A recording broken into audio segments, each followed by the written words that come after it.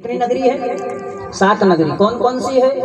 अयोध्या, मथुरा, माया, काशी, कांची, अवंतिका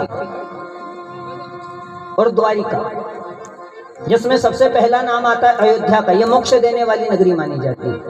अयोध्या है, मथुरा है, माया यानी हरिद्वार, काशी जो भगवान शिव की नगरी है, कांची ये कांचीपुरम है तमिलनाडु के पास में, अवंतिका उज्जैन, द्वारिका, ये सब मोक्ष देने वाली नगरी मानी जाती है। ये मोक्षदायिनी नगरी कही गई है। तो अयोध्या ये वैराग्य की भूमि है मेरे भाई। वृंदावन प्रेम की भूमि है और अयोध्या वैराग्य की भूमि है। इसलिए देखना जितने भी साधु महात्मा होते हैं ना, कहाँ के होते हैं? बोले महाराज हम तो अयोध्या के हैं। अपना वाले भी जितना साधु महाराज आओ सब कहाँ से आओ? अयोध्या से।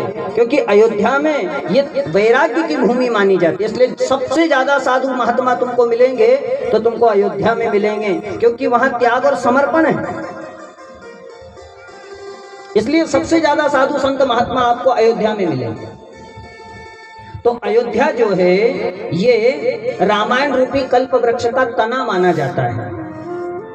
तो भैया इसकी शाखाएं क्या है? जो डालियां हैं, रामायण रूपी कल्प वृक्ष की डाली क्या है? बोले इसकी डाली है अरण्य कांड। कौन सा कांड? जैसे एक डाली में से दूसरी डाली निकलती है ना, एक शाखा में से दूसरी शाखा निकलती है, उसमें से तीसरी शाखा निकलती है, मतलब झाड़ जो है फैलते जाता है। तो अरण्य कांड में अगर आप पढ़ेंगे तो अरण्य कांड में कई कथाओं का वर्णन मिलेगा। कई कथाएं अरण्य कांड में से निकली है। पंचवटी का वर्णन भी अरण्य कांड में आता है।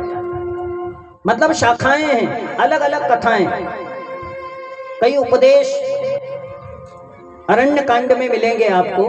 कई कथाओं का समावेश, यानी जैसे शाखाएं डाली से दूसरी डाली निकलती है, ऐसे ही ये रामायण रूपी कल्प वृक्ष की डाली है, जिसे हम कहते हैं अरण्य कांड।